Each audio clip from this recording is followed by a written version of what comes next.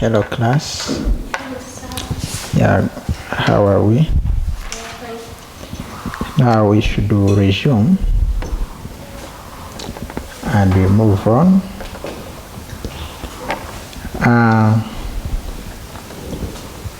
We had looked at topic 2, topic 3.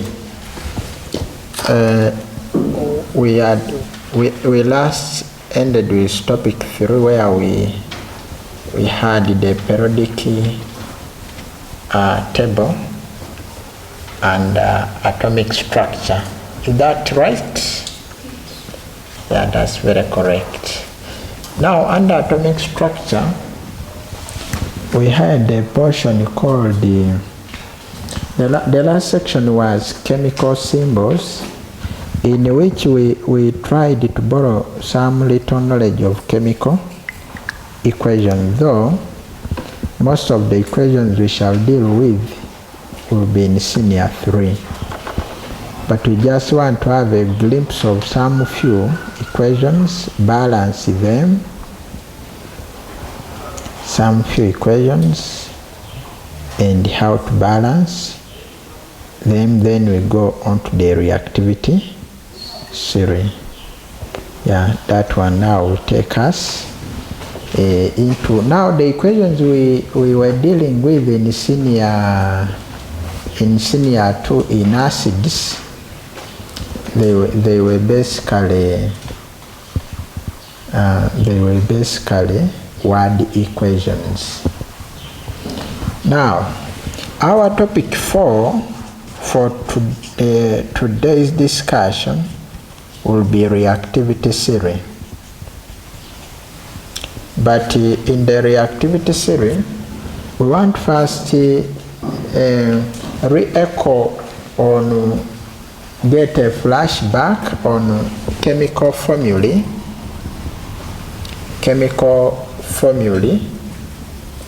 and equations. Just a few equations to carry us forward through the discussions until so many equations will appear in senior 3. Now, we say the chemical formulas are written using valences of either elements or radicals. See, then we emphasize and said you cannot have a radical isolated in the laboratory because a radical appears in compound form. A compound is only made up of an element and a radical. See, now we also spoke a little that there are some elements with more than one valency, elements with more than one valency. That's where you saw the names copper 2 sulfate, copper 2, that identity 2 meant that copper had 2 valencies. Copper has 2 valencies. One, the valencies are, okay, let us have it in table form, elements and the valency. Copper, elements and the valence. Copper, we said, copper here has now valence of 1 and 2. That's why when you hear copper 2, you know it has another valence awaiting. Lead has 4 and 2. Iron has 2 and 3. That means you will hear of compounds called iron 2 sulfate. See, iron 2 chloride, iron 3. That simply means they exist in more than 2 valencies. Okay, those are some few. Write chemical formula of each. We are just rushing through this before we drop in the reactivity series as the topic for today of each compound. compound. Iron 3 chloride.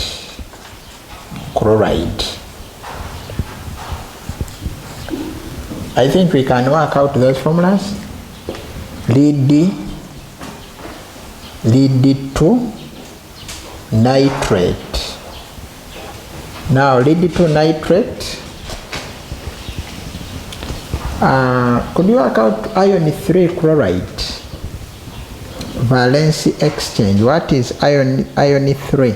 Now when you see iron 3 means the valence of iron in this case is being what? Is 3. Yeah, is 3. Now the iron is F what? Fe. In our periodic table you find it that way? Yes. Then its valence here is now what? 3. Chloride is Cl valence 1. When you exchange, you'll end up with the iron 3 chloride. Iron 3 chloride. I don't know if somebody recalls where we gave it an example from under salts prepared by direct synthesis. Lead to nitrate. Lead has a valence now of 2. Nitrate is NO3 with a valence of 1. How do you think the formula will be? So will be PB. Don't attach any letters. The first letter is big. PBNO3 brackets with a 2. Now chemical equations.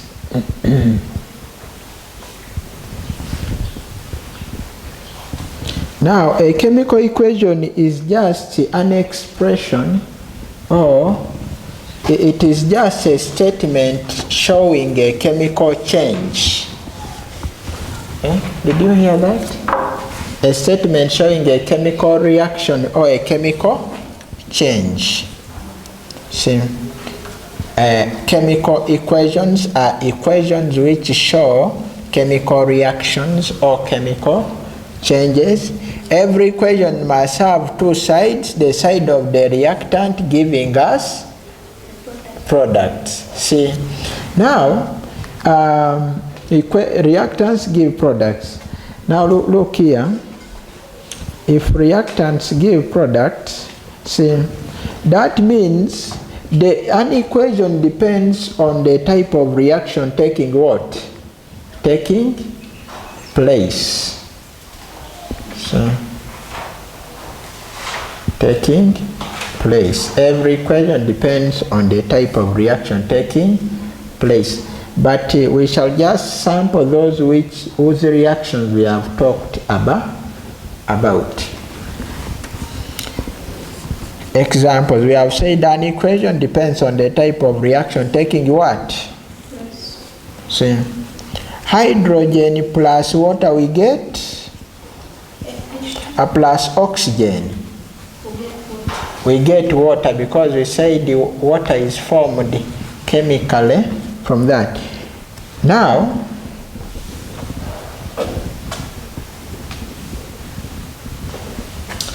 listen.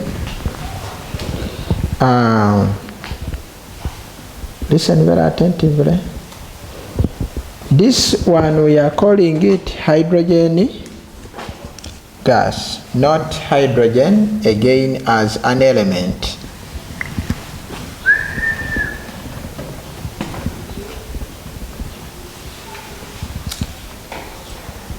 Now, somebody is going to punish me there.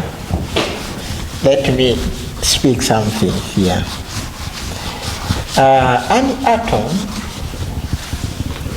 see, gases or exist as what? molecules. So a molecule can have more than one atom. See? Now gases like hydrogen, see, single element gases will be found as molecules, and in molecular form gases will be diatomic. I've spoken another language there. That gases will react when they are in a two molecule form called diatomic. Di means two. That we can't write hydrogen gas as H. Hydrogen gas, hydrogen H will be the element. But when it is to be used in a reaction, it will react when there are two of them. Those gases which will react will be in terms of two atoms. Yes, a molecule having two atoms is called diatomic molecule. Now here you want to write H. For a gas you'll have to put a what? See?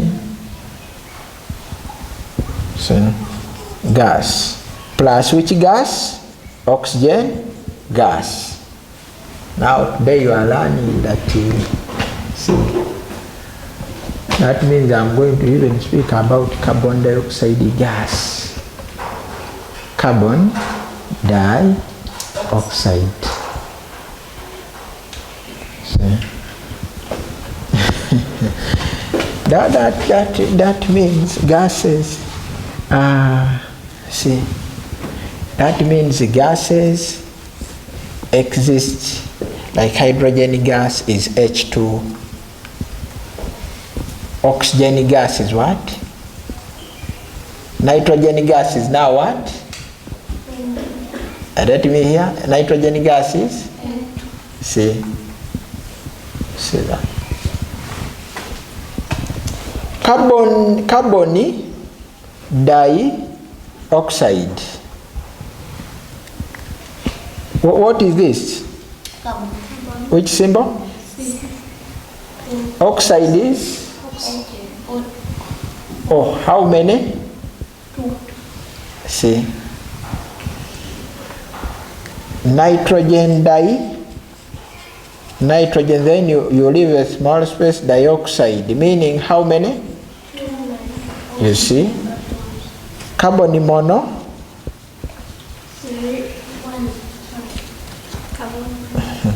Carbon monoxide is CO. These are very common in our reactions, but then you are going to wonder. Hydrochloric what? Acid. Their salts were called what? Chlorides. That means it has a hydrogen and a chloride. Since they all have valence 1,1, it will just be HCl as hydrochloric acid. Sulfuric acid, which salts were those? Sulfates. But every acid has a hydrogen, you believe that? Yes. Sulfate is SO. Valence of hydrogen is 1. Sulfate has which valence? In our valences of radicals, we shall see that a sulfate has a valence of 2. Therefore, it will have to give it C2 here. That means sulfuric acid is this. Then the last acid that we need here called nitric acid. See? H, nitrate has a valence of nitrate, not nitrite. Therefore, nitric acid is NO. There you are. There you are.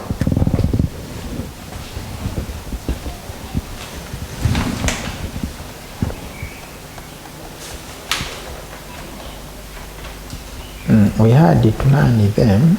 You get that right? Yeah.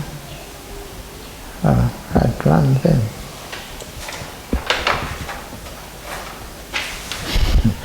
Now today, you see, You are now seeing how the acids are built, because we said nitric acid gives us nitrates, sulfuric acid gives us sulfates. Yeah, that's right. Now we get water. How do we form water? Just by valence exchange, knowing as a valence, as water has hydrogen and oxygen. Hydrogen has a valence of, oxygen has a valence of. Therefore, these two comes here. Water is a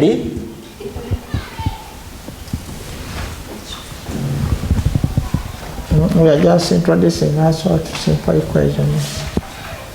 And now this equation we shall do to it what we call balancing equations. Now look here. How many hydrogens do we have here? We have 2 H's. Clear? How many oxygens do, here we have how many H2? Here we have how many O's? 2. How many H's are here? The 2 in the front is for it. Oxygen has nothing in the front, therefore I have 2. Oxygen I have. Now we just see, make sure the atoms on either sides are the same, not so? Hydrogens are the same on both sides. But oxygen, here there is a 2, here there is a 1. Meaning I need to multiply this side by 2. So that it also gets a 2.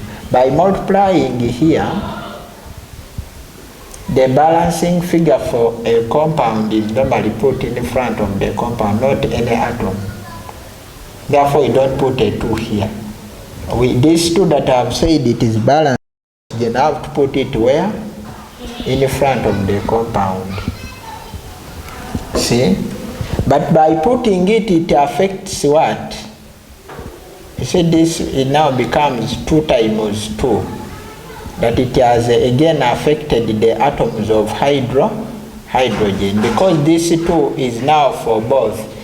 We put it to balance this, but because it came in front, it affected this, not so? Now by affecting this, it makes them have to come this one and also introduce a 2. To make for then a 2 comes up, and you see. Let me repeat that small math. Hydrogen, oxygen, not so? I mean hydrogen, there is hydrogen and oxygen. You just write the atom itself, hydrogen and oxygen. Clear? How many hydrogens? How many O's? 2. Clear? How many hydrogens? How many O's?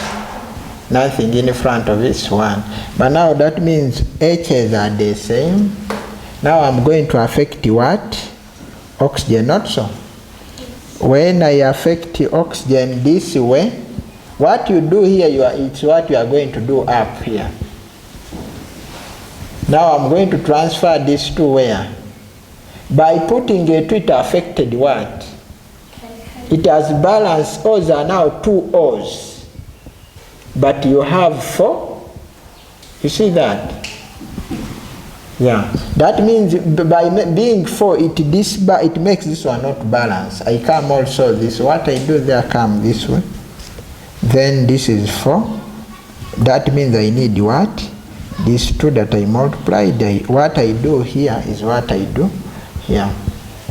So that's what we call balancing the what? The equation. Yeah. Take note of this. We shall only have 1. Yeah. We shall meet more in senior 3 to write them and balance them. But keep in mind the formulas of the compounds there. That clear? Yeah. Food for the thought. Okay, now let us close that discussion of chemical formulae and equations, and we go to our reactivity theory. Reactivity theory.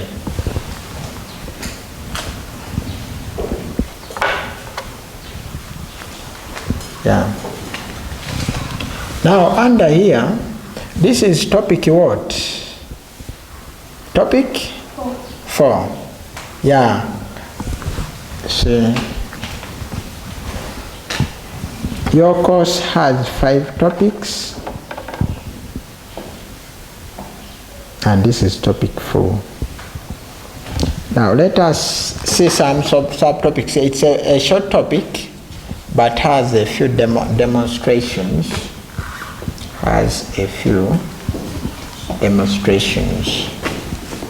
See, now we are going to look at what is a reactivity theory. What is a reactivity theory? Then in 2, we are going to see arrangement of elements in the reactivity theory. Arrangement of elements in the what? In the reactivity theory. Then we shall see differences in the reactivity of elements, see, with water, with oxygen, and with, say, acids. Say, acids. Then we shall see displacement reactions, and finally see alloys. Alloys. Now, without wasting time, we right away start with what we call what is a reactivity theory.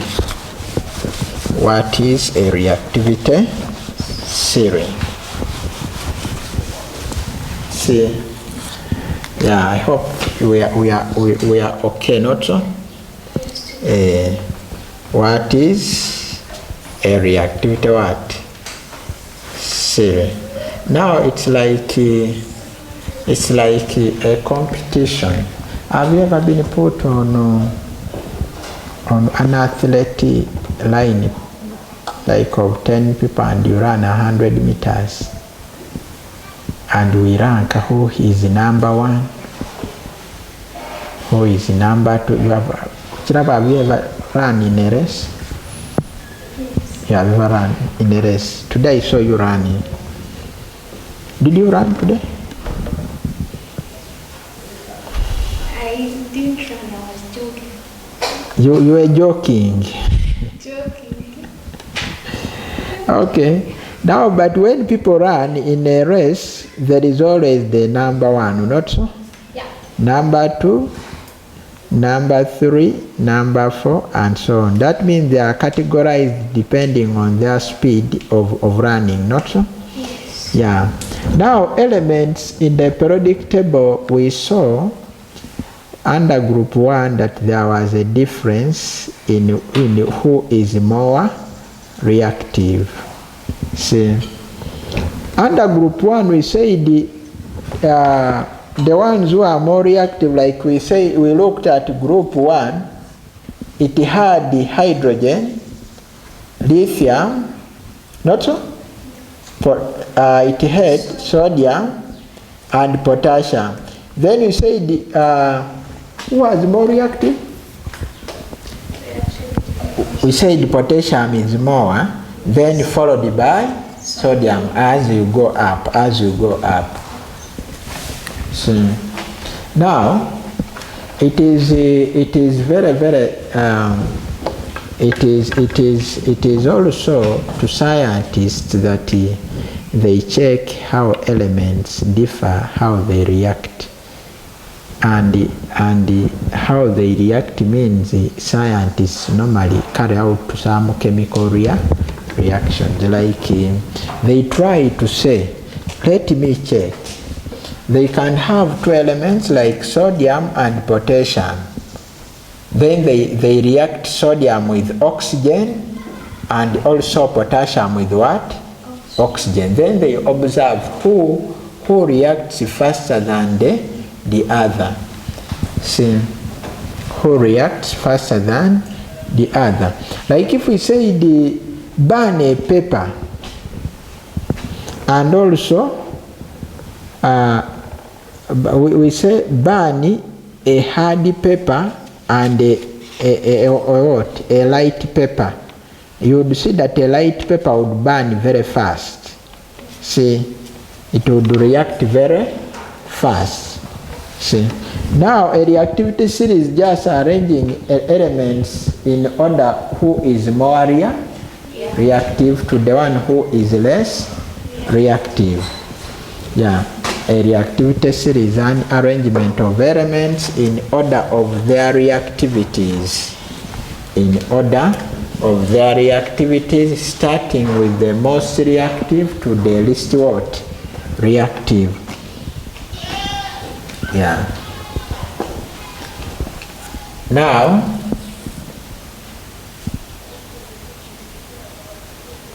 reactivity series. Now we shall also have some general illustration here, and we get a word for those elements who is more reactive. See, now our reactivity series, let me arrangement of elements in the reactivity series. We've said they are arranged according to who is more reactive. See, reactivity series, which is arranging them who is more reactive. Now look here. I don't know who will get for us a word for that.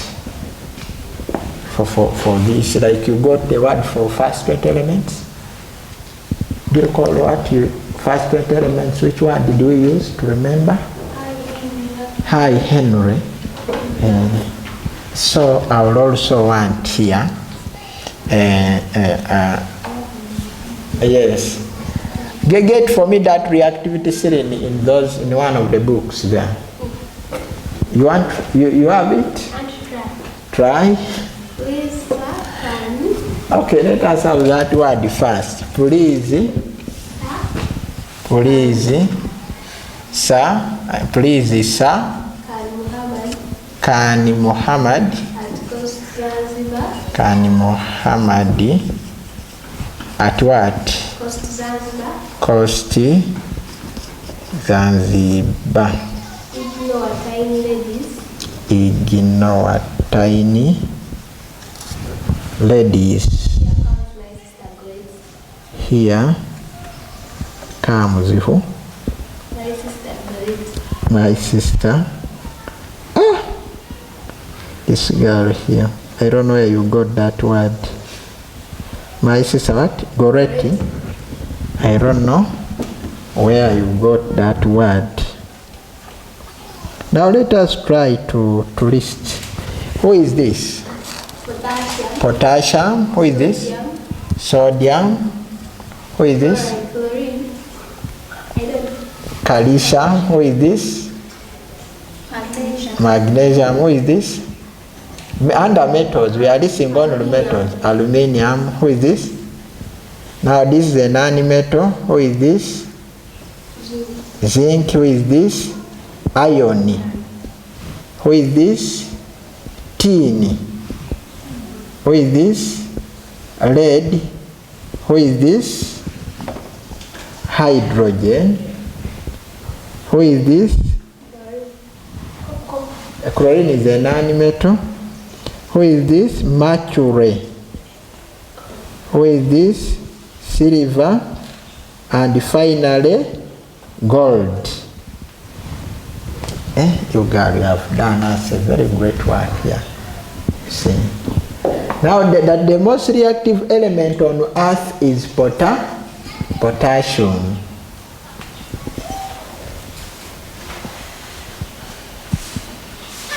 Is that very correct? Is potassium.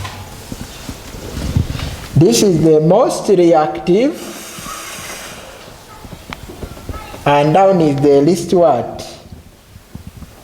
Least reactive. Thank you very much for being very a good researcher. A good researcher. Here comes my sister Goretti. Here comes. Here comes. Listen. Now that elements are arranged depending on how they react. What speed do they react with water, oxygen, or acids? That means the reactivity is based on how they react with water, who reacts fast, or who mixes with water at a faster rate, who dissolves in water fast. See?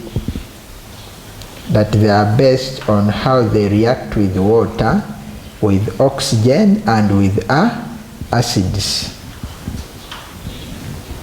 That's very perfect. Now I want to see differences in the reactivity of elements with water, with oxygen, and with acids. So, these reactions have already been studied for us. We can go ahead to demonstrate them. To demonstrate them. So, now, among all these metals, you know that hydrogen is, of course, non-metal because it appears in a gas form. Did you know that? Then mercury is the metal, the only metal that is a liquid found in a thermometer. Yeah. Now look at differences in the reactivity of elements with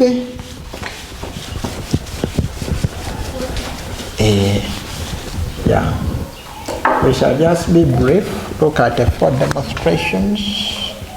Differences in the reactivity of elements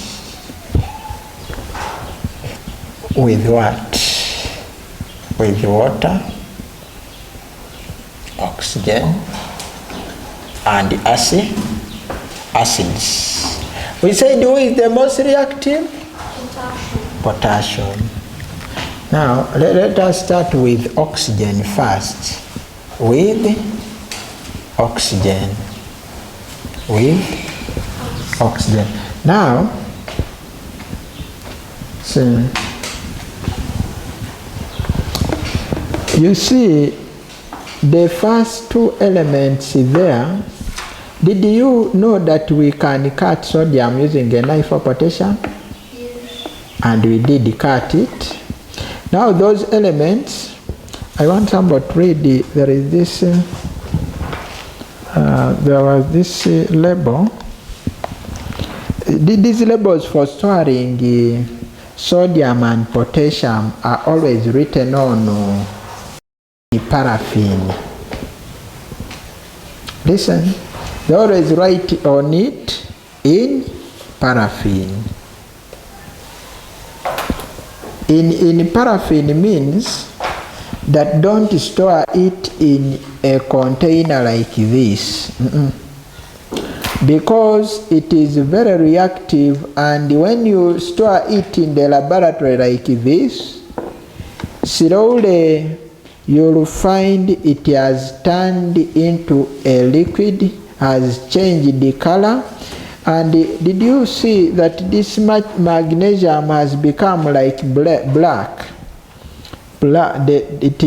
Its color is gray, but it is being tarnished. It's becoming dull colored because the air is reacting with it. Now look here. These first two elements are very reactive. That when you put it there in air, it will react with air. Air is majorly, the reactive part of air is what? Oxygen. The reactive part of air is oxygen. That means whenever a metal is left in air, then it is attacked by atmospheric oxygen and sometimes water vapor. Like this sodium metal, when you leave it open, see, you can be a witness. Here we would have poured in petrol or paraffin. But if you look inside, it's watery. Because slowly it is absorbing water, and after a very long time you will find the whole of it is no longer there. So because it's so reactive that it does not need any heat, it just directly combines with oxygen. See that these metals are stored in paraffin because paraffin does not permit oxygen to enter. Paraffin or petrol. See? Now, metal plus oxygen, we get what we call a metal oxide. See? Now, like if we say potassium plus oxygen, we get potassium oxide. Clear?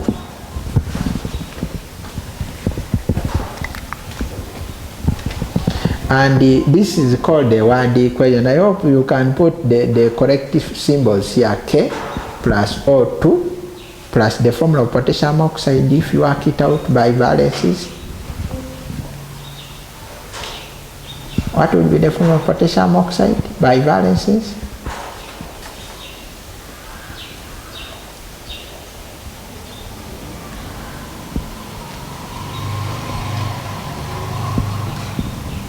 Would be K. These are a metal. A metal is a solid, not so? Oxygen is a gas. Then you get, what's the formula of potassium oxide when you work it out? You don't transfer what you are seeing here to this one. No, you work at this one's formula also. Each formula you work it separate. Have you worked it out? What is the formula K? KO. We put here 2O here. This side. The valence of potassium was what? Then oxide added 2. Now does this 2 come here? You see. I think Kirabo, you carried this oxygen, you just transferred KO2. You have to work out each formula on its own. See? But every equation must be balanced, not so? You see? We are going to dwell mostly with the word, but we shall chip in this to help you. So, how many K's are this way? You can balance mentally, or you can balance by listing. Or you can try to say how many K's are these? 1, okay. Here there are how many? 2. Now if you wanted to balance within our heads, how many K's? 1. How many K's? 2. Not so. That means I put a what? 2. But O's are what? These O's are 2.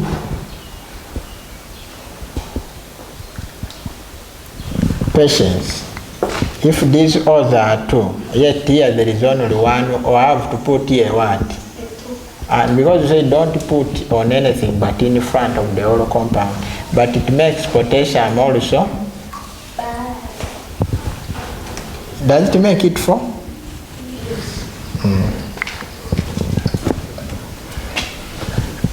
Yeah, so just keep dropping in 1, 1 like that. You see that? Now let us demonstrate how a metal can be burnt in air. How do we burn a metal in air? There are 2 ways. Either if we are provided with a source of air, like a gas jar full of air, like we can have a gas jar full of oxygen. Normally we close the gas jar with a cupboard, but to demonstrate just its form. If we had air here and we've covered, if we wanted to burn a metal and we have already manufactured oxygen here, then we would get our metal, hold it using a pair of tongs. But we can improvise in case we are just using a demonstration. Yeah, using a pair of tongs. Then we light the metal. We light the metal on a Bunsen flame.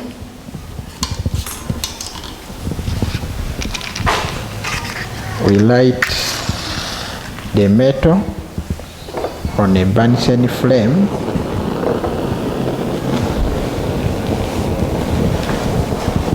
If this was our gas jar full of oxygen that we have made in the laboratory, we heat the metal until it catches fire and bring it here in the gas jar of, we bring it in a gas jar of oxygen. Or we can burn a metal in air direct, like I expose it just to, because in the surrounding there is oxygen already. Then I can know that it's burned. Though in the surrounding there is little, in the gas jar there is a lot. That means you can burn a metal in excess air or limited air. See? Then if you burn a metal, you can observe the flame of the metal, the flame of the as it burns in air using a pair of tongs. Okay. Yeah, that can be that for the just a demonstration. Yeah, many metals we have just given one, that metal plus oxygen we get a metal oxide there. Now let us drop into with the reaction with water. Reaction with water. How do metals react with water? See,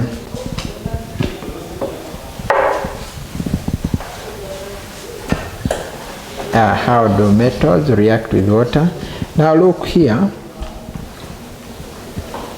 Each metal, we said the very first reactive elements is potassium and sodium. Clear? Yeah, potassium and sodium. Under reaction with oxygen, I'll ask you to read more on internet how every metal you read about potassium, sodium, calcium, each metal. See. Now let us discuss with water. How does each metal react with water? Now the reactivity with water will differ, because we said every metal, the first one is the most reactive, followed by this, and so on and so on. Now, reaction with water. Because the reactions of some of these metals, they are very, very reactive, they catch fire, it would be risky to conduct it in the laboratory inside. That means it can be one of our project work to do it outside the laboratory. Now, reaction with what? With water. Now we have our potassium, our sodium, calcium, magnesium. What was our series there? Aluminium, zinc. No, it's carbon first, then zinc. Yeah, there is carbon here. Yeah. Carbon, zinc, Then tin. tin, then lead. Yes. Tin, Then hydrogen. hydrogen, Copper. copper, Mercury. mercury, Silver. and silver. Then gold. Then gold, etc. Now, these are the most reactive. They are very, very reactive, that their reactions are very, very violent, and they even catch what? They catch fire. They catch fire. Now for them, we can't demonstrate in the laboratory, but anyway we can explain the demonstration. We shall do it. I'll take you outside the laboratory. We do it, yeah, today when we finish the discussion.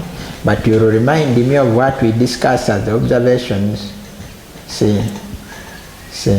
Or you can go on Google, you look at how the reaction occurs via pictures or a YouTube video. You can go to YouTube and type in a reaction of potassium metal with water, and see some of those reactions. Now, what will happen here is that if this was the water surface, we can either drop in the metal onto the water surface and observe, or we can make the reaction a bit less risky, because by putting the metal direct on water, it is risky because it catches fire. Just no sooner as you put it, it catches fire.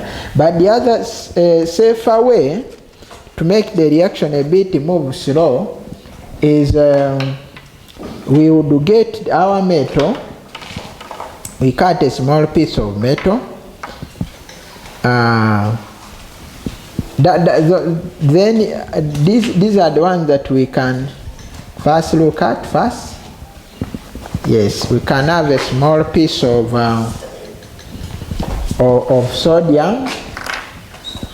sodium. It is better to carry out the reaction in a basin, a large trough of water, like a basin, or a water trough that is large enough in the laboratory. Then what we do, to make it less risky, we put the potassium metal on a filter paper or any other form of paper. Any paper will work. Then you carefully put it on a water surface. When you put it on a water surface, you leave it and stand a distance. It is advised that you even put on the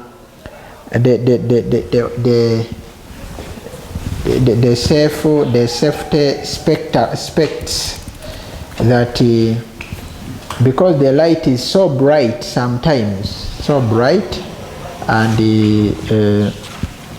it could affect the eyes. That means we put it on a water surface, then observe. When they react, the reaction is so vigorous that the particle of sodium or potassium will dart on the water surface. It will move on the water surface like this, with a hissing sound like a snake. It will dart on the water surface, with making a hissing sound. Then it eventually will catch fire and burn with the yellow flame. Sodium will catch fire, burn with the yellow flame, and it will dissolve, and you'll see no more of the sodium. And when it dissolves, it will give us a solution which turns the red litmus paper blue.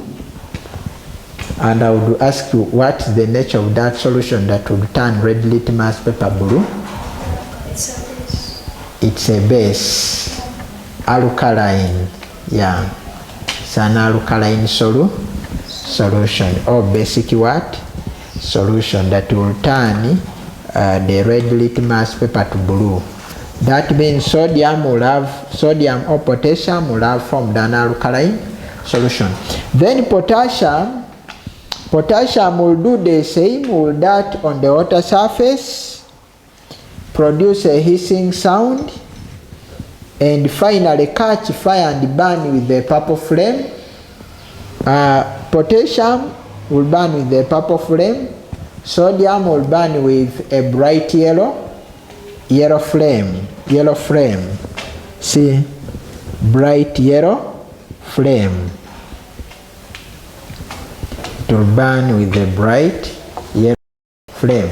That one I'm going to ask you to make enough research, but what actually happens here is that here metal plus water, it gives us metal hydroxide plus hydrogen gas. That means it produces an alkali and hydrogen gas. If you use the sodium, you'll form sodium plus water. What will you get? Sodium hydroxide plus hydrogen gas. That's how they will react. Sodium hydroxide plus hydrogen, and that solution will affect red litmus paper. Yeah, red litmus paper. Now the order will change. Potassium reacts very faster than sodium, but the appearance of the reaction is the same. Darting on water surface, hissing sound, catching fire. Here there is a yellow flame, here there is a purple flame. See? Now as we move down, calcium will react but less slowly. You will see nothing. When you put a piece of calcium on the water surface, it will dissolve and it will sink to the bottom and finally dissolve away without catching fire. No any violent reaction. Just it will go humbly in water. You put it there, it sinks slowly to the bottom and dissolves slowly in water, reacts with water slowly until it disappears in water or dissolves in water to form a colorless solution called calcium hydroxide.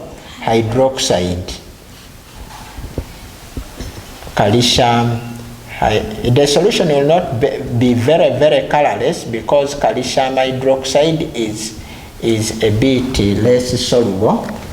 Therefore, it will appear like turbid. Do you know what we mean by turbid? Cloudy-like solution, white. It will look like cloudy. Now, the rest, these are reacting with the water that is called what? But the rest here, magnesium will react very, very slowly with the cold water. It will be very slow. You can put it in water and it stays there. Wastes your time. Yeah, if you throw it in water, you can see very, very, very slowly. You can demonstrate it that way. Put some water in that beaker. you put magnesium or metal there. So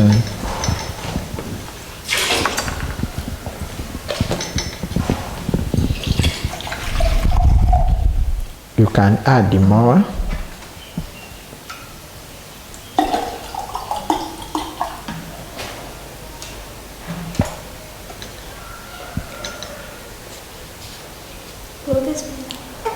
You can put a big amount to be visible.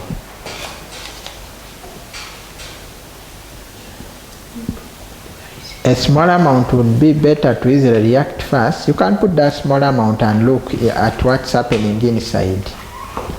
It is sinking to the bottom. Are you seeing anything around it? Bubbles, slowly, not so? It's one. But for a better reaction, we need to rub it with sandpaper to expose, because it has tarnished. Some oxygen has formed an oxide layer around it. Use sandpaper, patience. You want to rub it over another metal. But the few bubbles that you will see, or one or two, it will be just hydrogen gas coming out very, very slowly. Almost no reaction, but so slow. See?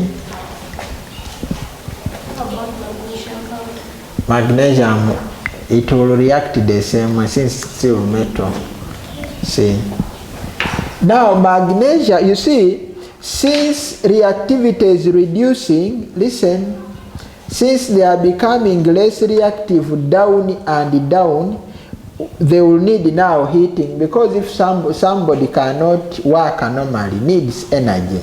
That means for them they can't react so direct, they will need some heat to make them react. Now, magnesium will react with cold water slowly, forming magnesium hydroxide and hydrogen. But when you apply some heat, it will now pass by another type of reaction, and it will become very, very violent. I mean very, very vigorous. Now let me show you here something. The rest of the metals down here, these ones don't react with water. Do not react with water. That for them, we shall see that they don't react with water. So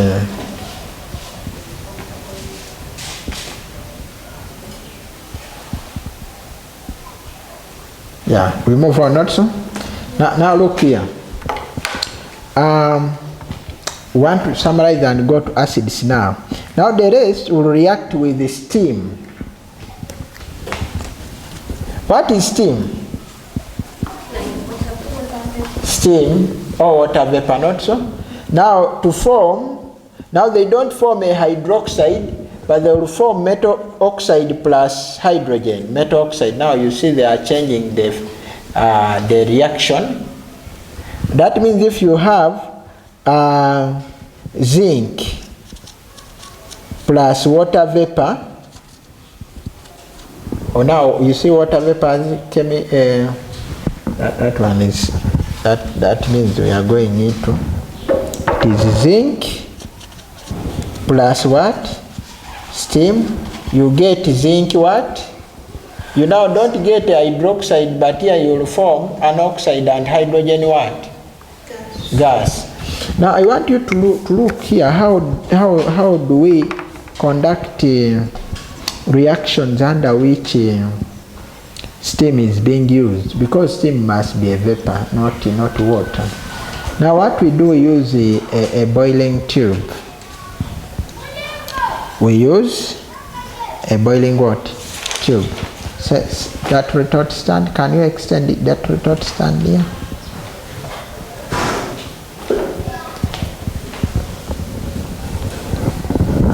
Yeah, now you look here how we can use steam.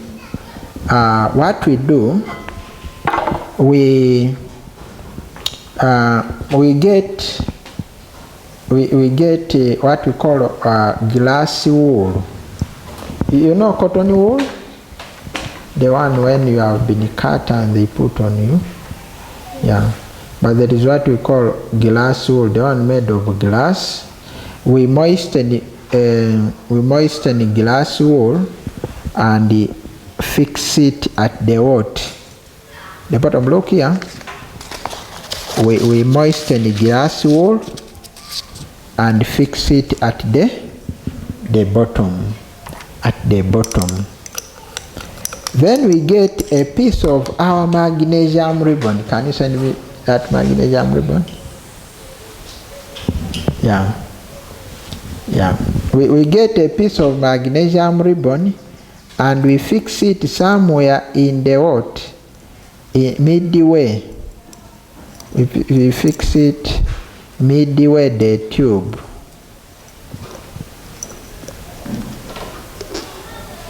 Some of you have good hands.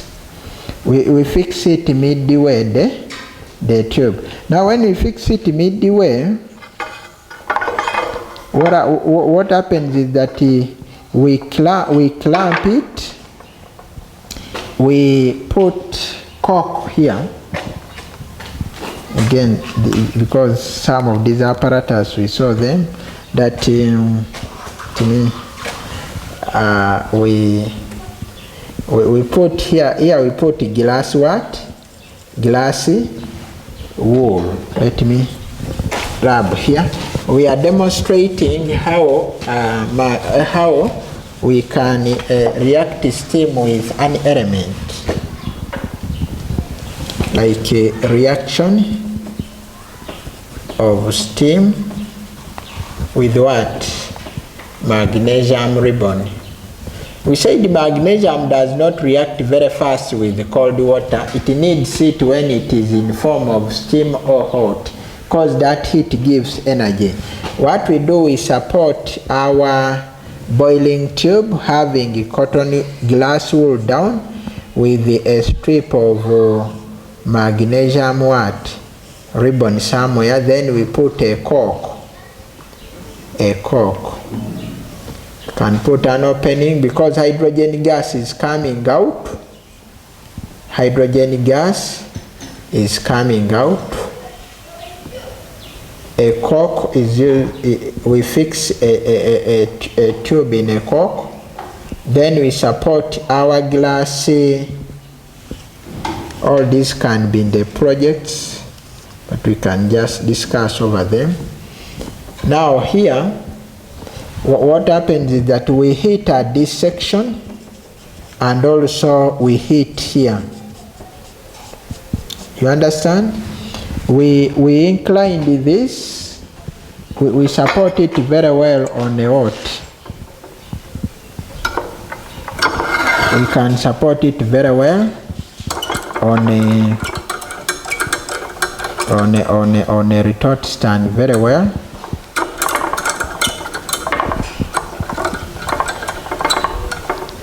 I hope you understand how we support those things.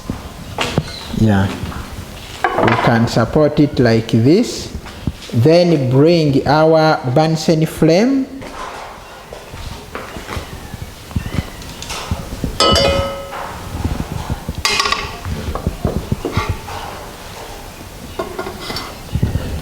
But inside here we will have put a cork and a delivery tube.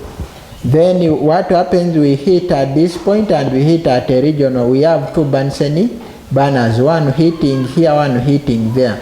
Now this glass wool, we first moisten it with water, so that when you hit, water vapor leaves it and passes over the magnesium ribbon. Then here it will be producing for your hydrogen gas. You light here. When you light here, hydrogen gas will burn here with a blue flame. See, that's how we can heat a metal in steam. We use glass wool, moist glass wool to produce for us steam. Then a metal is put in the middle. See, in the middle. So now let us move into deeper here. Now When a metal reacts with the steam, any metal with the steam must give an oxide and hydrogen. Even because magnesium, when you use magnesium and water, it will form these. But magnesium plus water will give the same, but magnesium plus steam will give us an oxide, yes, and hydrogen gas, which can burn at the mouth of the boiling tube.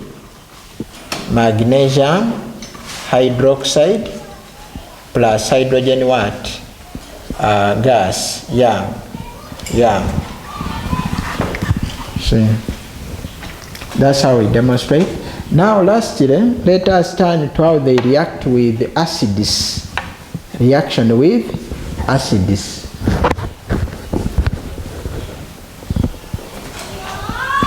Because you said to compare reactivity, you compare with oxygen, with water, and with acids.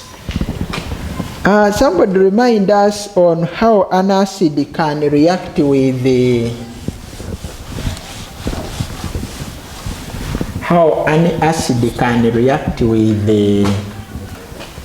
metal. Now reaction of metals with acids. Can you remind us? Acid plus metal, we get, there you are. See, yes, Patience? I think. You think? A metal and sulfuric acid. Yes, okay. Metal, sulfuric acid, you get? The metal will dissolve. Like mention one metal? Magnesium. Yes. To dissolve, and we shall get metal sulfate. Did you recall under acids where we dropped magnesium? We get metal sulfate and hydrogen gas. You recall that reaction yesterday? Yes. Where there was bubbles when an acid was added? Yes. And the bubbles were, that means that sulfate is what we are calling a metal what? Metal salt, not so. Like sulfuric, we can get magnesium plus sulfuric what? Acid. We get, the salt is called magnesium sulfate plus hydrogen gas. Salts of sulfuric acid are called sulfates, not so? Yes. That means you are going, if you dropped magnesium ribbon in sulfuric acid, what you really see is the bubbling. And we use the chemical word to refer to bubbles as what? There's some word that we use there that when you see bubbles you call it? Effervescence. Yeah, effervescence. Just production of bubbles of a gas from a solution is called effervescence. Now look here, class. I'll refer here. Look here. Yesterday we were discussing preparation of salts. In the other lesson, we said you cannot prepare salt from using potassium metal or sodium metal. Very reactive metals cannot be added to acids. Why?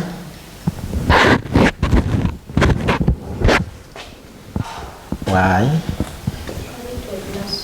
Because they're explosive. They are explosive. Now you see why we cannot. You see the reactivity is even clear.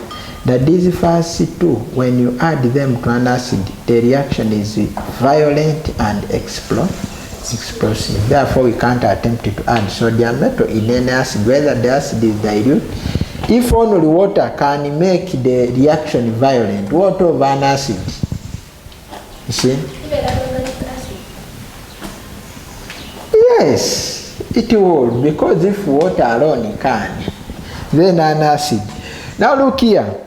All these will react. See, Including those that don't react with.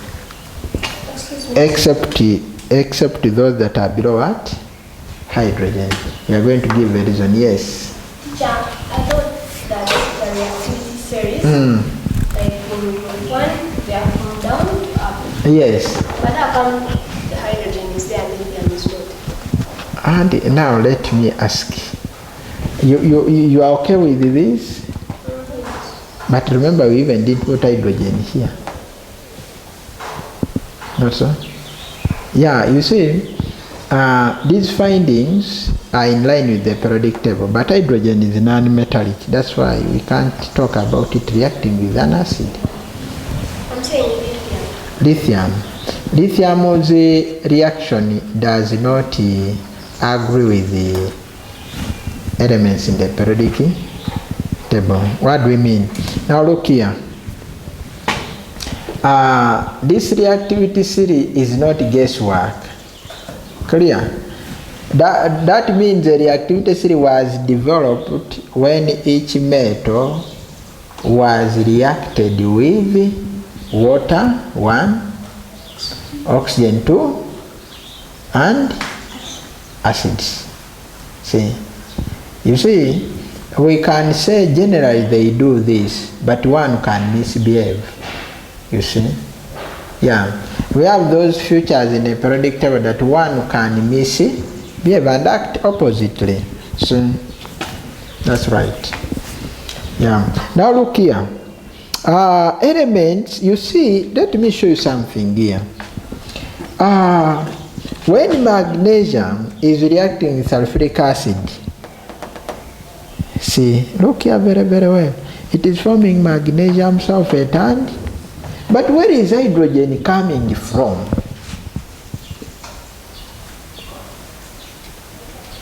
Yes, Chirawo, you seem to suggest. Where is hydrogen? Hydrogen is coming from the acid. The acid. Patience, is that very correct? Yeah. Coming from the acid. That means magnesium chased away. That means that was chased away in quotes. It chased away hydrogen from the acid to become. We said that the metal displaces hydrogen gas from the acid. Now look here. Elements that are up here, in case copper cannot react with an acid because it cannot make hydrogen leave the acid. It's less reactive than it. Therefore cannot displace hydrogen from the acid. What do we mean? If like these are two people. Let me see. This is my friend and this is these are my two friends, and this man wanted to take away one. He must be stronger than, assuming this is my wife and this is another man wanting to take my wife. Well, what must happen for him to take my wife? He must be stronger than me.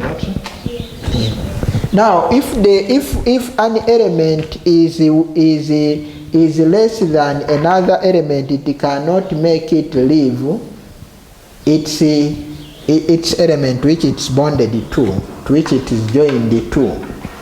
See, that elements below hydrogen cannot displace hydrogen from the acid, therefore they can't react with any acid. See? Okay. Now let us shift very fast to displacement reactions. I hope you'll go to Google and do more. Okay. Displacement reactions. That a displacement reaction is a reaction in which a more reactive element displaces a less reactive element from its compound. A more reactive element substitutes or displaces a less reactive element in its compound. See, now to understand that, I hope I have do you have zinc granules there? Yeah. Now we are going to do something here. We are going to have, before we can, we are going to look at, let me ask, zinc oxide and like zinc oxide and magnesium, then I will have copper sulfate solution, copper 2 sulfate solution, plus plus now a zinc granules. Now let me ask, because we want to discuss displacement what? This is a compound called zinc with oxide, not so? Zinc oxide. Zinc and magnesium, who is more reactive? In the reactivity series, magnesium. Therefore, when you react magnesium and you heat it together with zinc oxide, it will remove the oxide from zinc and you will get the other side as magnesium oxide and zinc metal.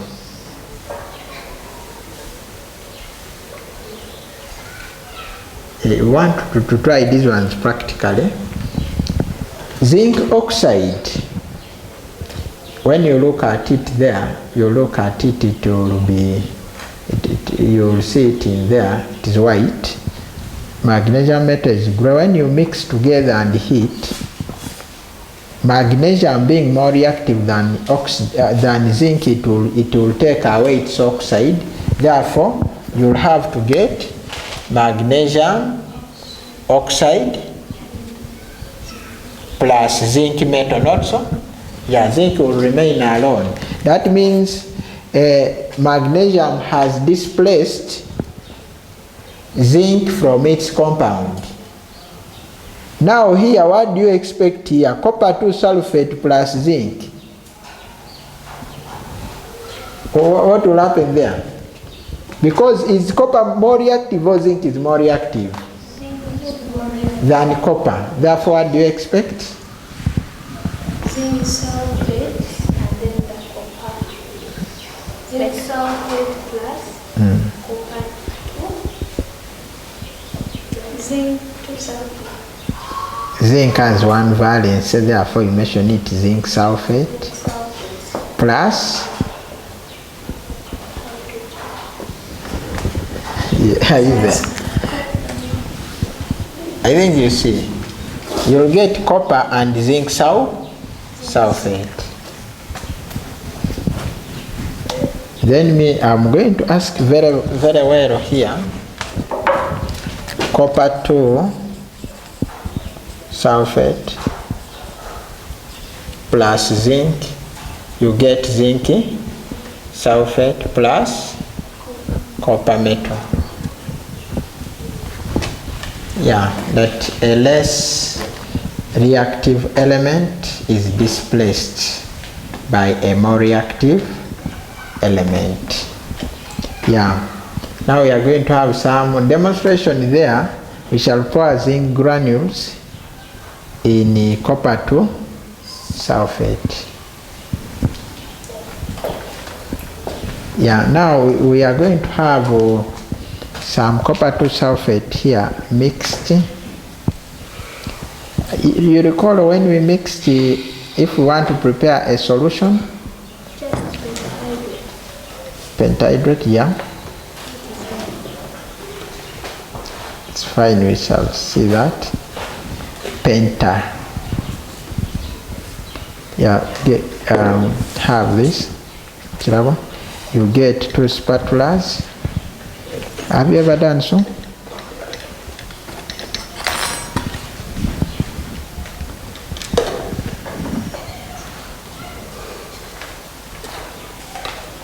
Just use one spatula to save time. Yeah.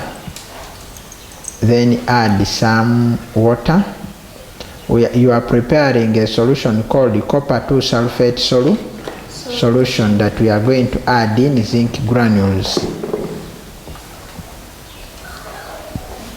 Some water up to add up to there. Shake thoroughly.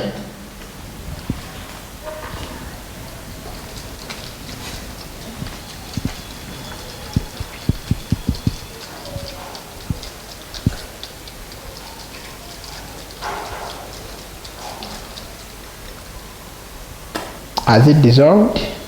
That's now called the copper 2 sulfate solution. I think you have seen how we make a solution. Get a salt, dissolve in water. Now, divide it also here. Give me the...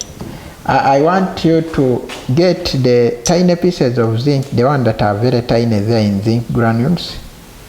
I think you have there zinc granules.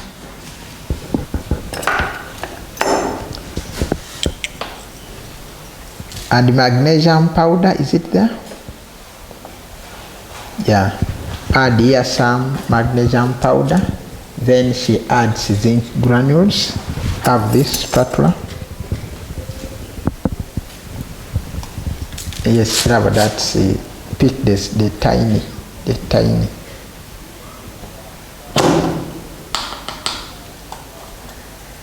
Not many. Yes. Some few, add few, not all. You added all.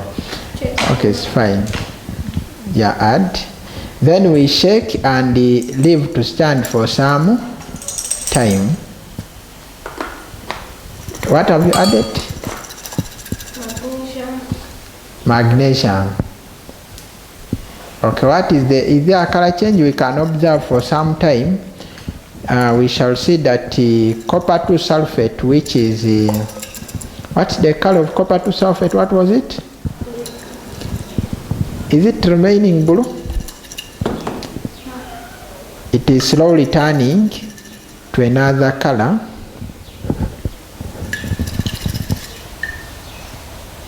That means it's becoming colorless slowly. It's because we are forming a new solution called zinc sulfate solution, a new solution here. And eventually you'll also have to form copper because you have raise yours and you see. Yeah.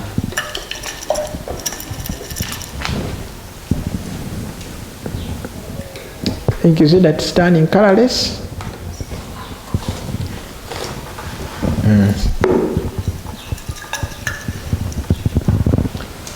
Is it still colored? No. It is colorless. Now under the bottom we must form copper, because copper is brown, therefore you expect the brown solids to appear also after some brownie. Yeah, some brown solids must appear. Okay, thank you very much. Now we are saying that a more reactive element can displace a less reactive element. That's called displacement reactions. Can be a solid or it can be in a solution form. Now, I think we can now shift to, you have observed that? We can now shift that here. Blue solution turned colorless. That's all. Blue solution turned colorless. Then brown solids are formed. Yeah.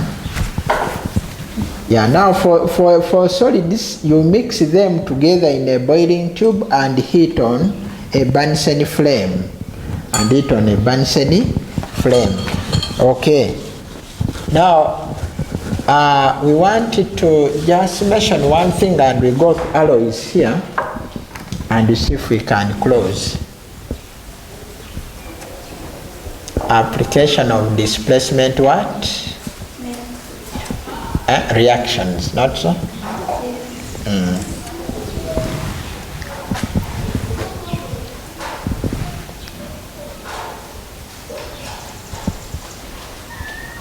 I think we've seen that you can make a metal. You can make a metal from another compound, not so? Yeah. That they are applied in the extraction of metals from their metal oxides using carbon. That they are used in the extraction of metals from their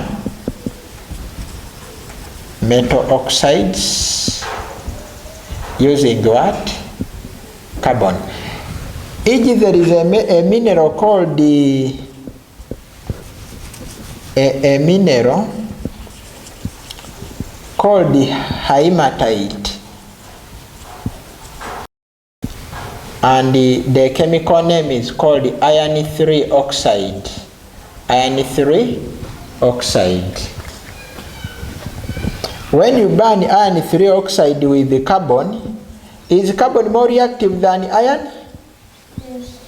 Is carbon, you will form what?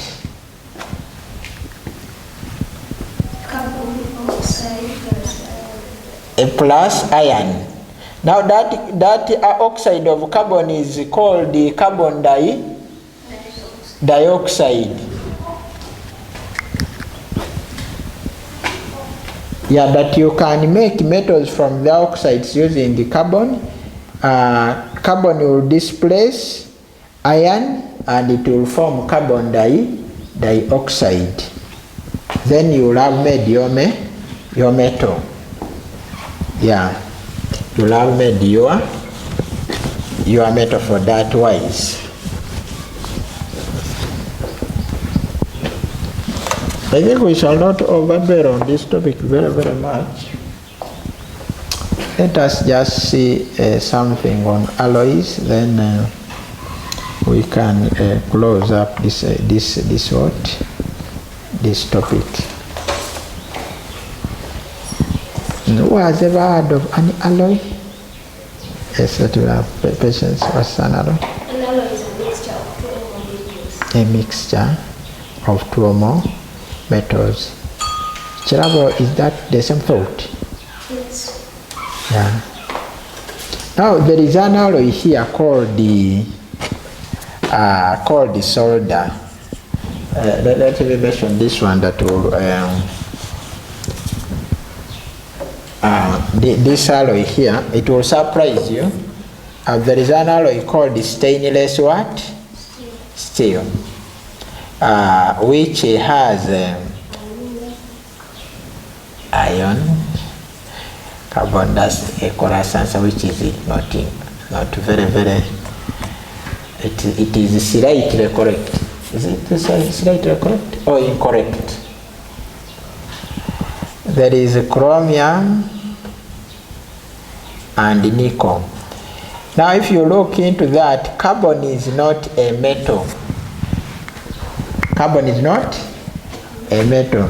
Therefore, you don't say an alloy can only be a mixture of metals, no? It can be a homogeneous mixture. Homogeneous, we mean uniform. When you look at it, you don't think it's a mixture, but you think it's one thing.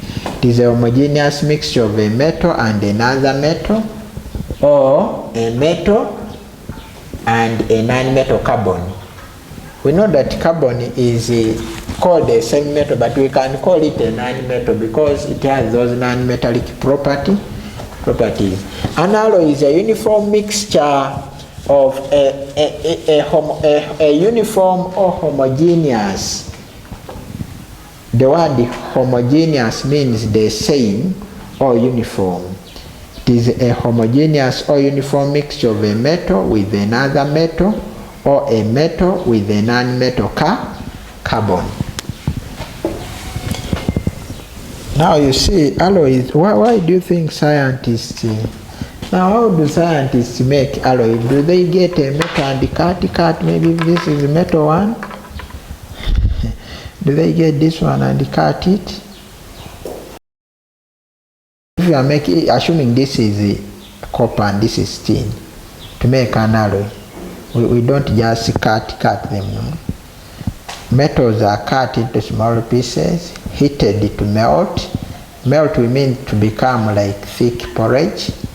Then cooled together. When they are cooled together, they will mix uniformly to form one thing, and you will not know that they were mixed.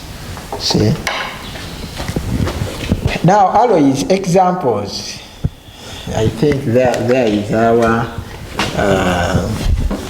I think, have you ever heard of an alloy? Yes, examples of alloys. Alloys and their uses. You give us an example, maybe if you know the use, fine. Then its composition, what is it made of, some of its properties, and the uses. Which alloy have you ever heard of? I can see you seem to have some. Stainless steel. Stainless steel. What is it made of? Iron, carbon, nickel, and chromium. What are some of its properties that make it be used? You know, stainless steel, where do you see it? At home in form of? Saucepan. It's written on stainless. See, that means you can use them to make utensils. Making utensils.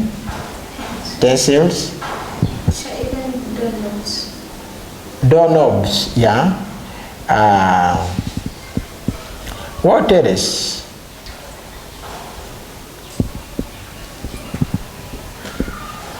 Knives, I think you always see a knife, not so. Pangas made of stainless steel. Now, why do they use stainless steel? Because it does not rust. Alloys doesn't rust, or we say corrode, does not corrode. It's also strong, no? Isn't it strong? What else? Brass. Brass is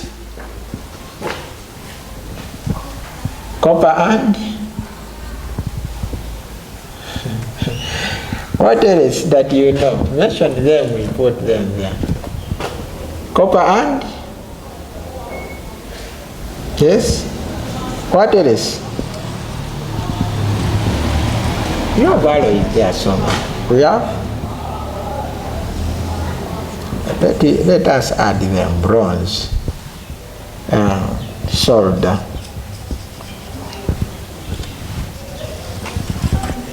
plate. There is what we call a plata.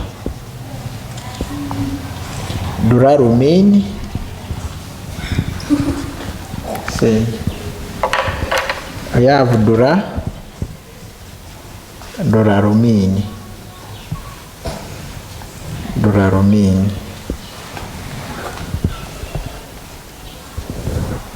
What else?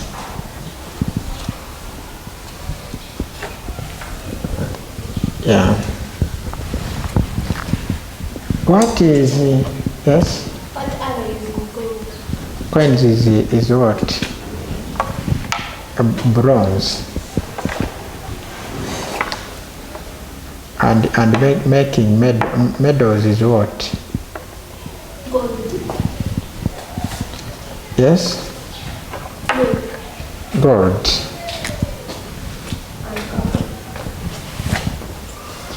Then this is copper and tin, not so?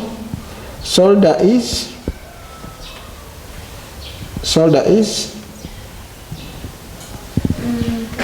think I should send you onto the computers. Not so?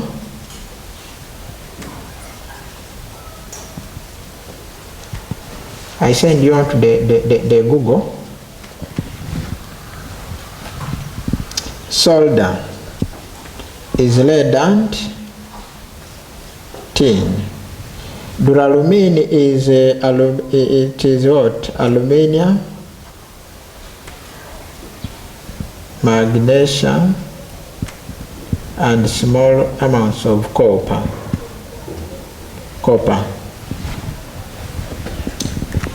Now, brass is used for making coins and other jewelry. Even idols. Idols? What? And you generally call them jewelry. Bronze makes what?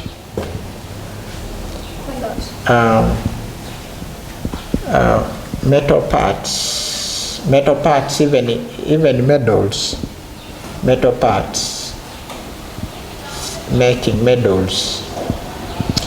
What makes brass to be used in coins and jewelry like ornaments and bangles?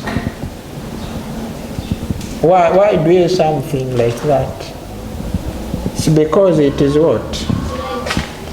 A brush is yellow like gold, bright yellow, very, very attractive. That means does not corrode, does not rust,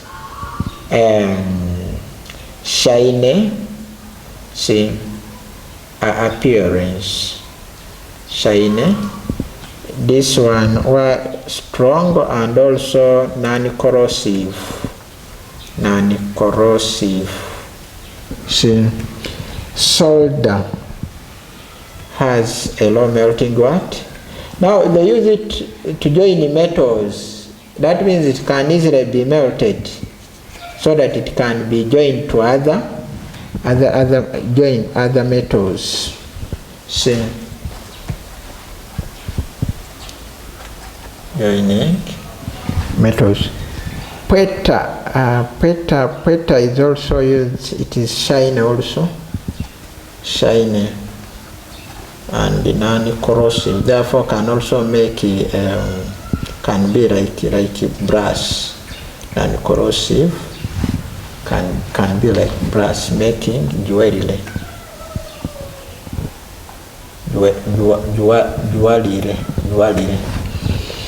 Duralumin makes. Have you ever seen an aircraft? Aircraft, making aircrafts. See, it is light and non-corrosive. Corrosive. See. Teacher, that Peta. P-E-W. It is non-corrosive. Now, I want to give you activity here of integration. Then that one will make us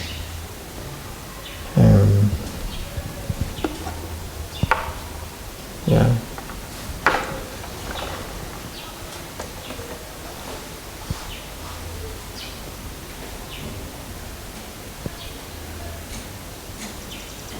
Are you set for an activity? Yes.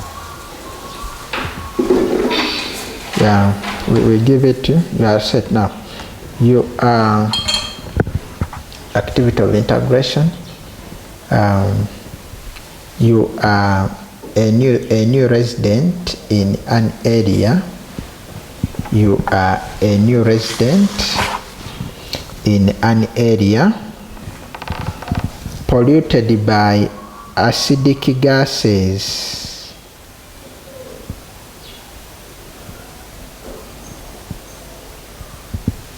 polluted by acidic gases from a nearby factory. From a nearby factory. One of the common problems caused by the gases,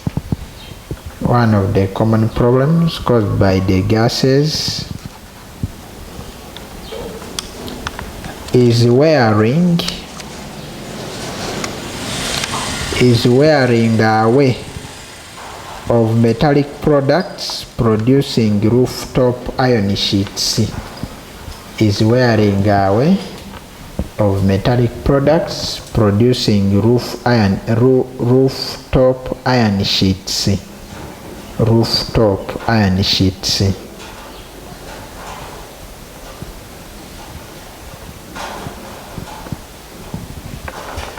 The common materials used in the area are generally made of aluminium. The common materials used in the area are generally made of aluminium, zinc, iron, copper, and silver.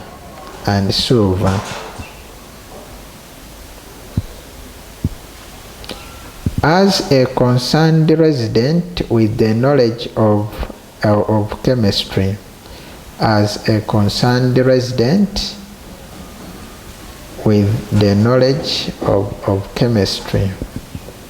write a report explaining the causes of the problem.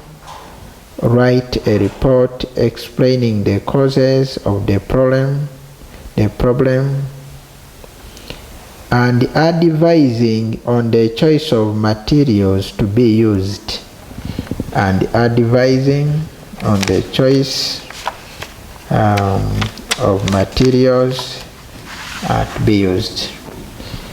Yeah, it has been a bit short. We have run through the reactivity series, compared how metals react with water, with air.